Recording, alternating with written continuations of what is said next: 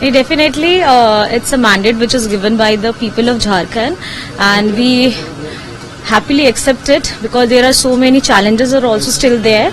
And being as a brother, being as the Jharkhand's son, I can definitely say the love and affection which is given by the native or the people of Jharkhand, I think definitely the Hemant will fulfill all the beliefs, their love and the aspirations which we are having right now to having a thriving Jharkhand. I think better he will show by his work, and I just congratulate Hemant sir also, being as a MLA of Gande.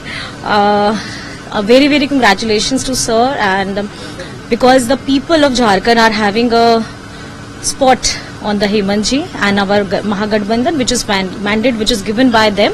We really humbled, we are thriving, and we are so much excited to work again for the 5 years. Thank you, sir.